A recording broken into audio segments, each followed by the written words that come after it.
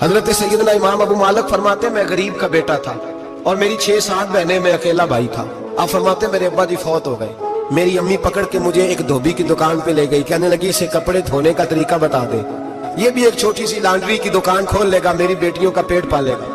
دھوبی کہنے لگا ٹھیک ہے، میں 2-3 درہم بھی دوں گا مہینے کے، اور جب کام سیکھ جائے گا تو تنخواہ بڑھ جائے گا۔ امام ابو مالک رحمت اللہ علیہ فرماتے ہیں میں بہنوں کے لیے روزی کمانے نکلا، میں غربت کے عالم میں نکلا، رستے میں امام اعظم کا مدرسہ تھا، فرماتے میں وہاں چمکتے چہرے دیکھتا، لیکن اپنی غربت کو دیکھ کے میں آگے بڑھ جاتا، پریشان ہوتا کہ میں کیسے علم حاصل کروں گا۔ آپ فرماتے امام صاحب مجھے اکثر دیکھتے، ایک دن امام اعظم باہر نکلے، مجھے کھڑے ہوئے دیکھا تو قریب بلایا، سینے سے لگایا، ماتھا چوما، کیا نام ہے؟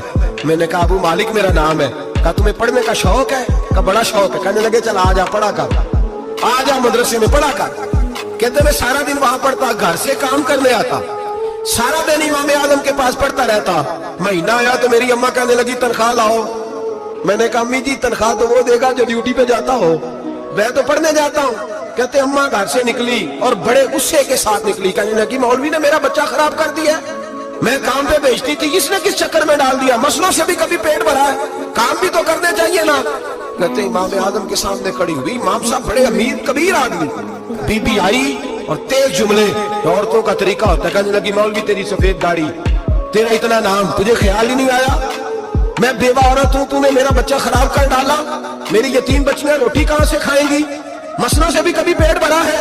کہتی اتنے سخت جملے کہے پر قربان جاؤ امام اعظم سنتے رہے اور مسکراتے رہے۔ کہنے لگے میری غلطی ہے، جب غصہ اتر گیا تو کہنے لگے اماں تیرا غصہ اتر گیا ہے؟ اتر گیا ہے۔ کہنے لگے تیرا بیٹا بڑا نیک ہے، تو اسے پڑھنے دے۔ کہنے لگے چپ کر بے مولوی، یہ پڑھے گا تو میں روٹی کہاں سے کھاؤں گی۔ امام صاحب کہنے لگے مجھے بتائے گی تیرے گھر کا خرچہ کتنا ہے؟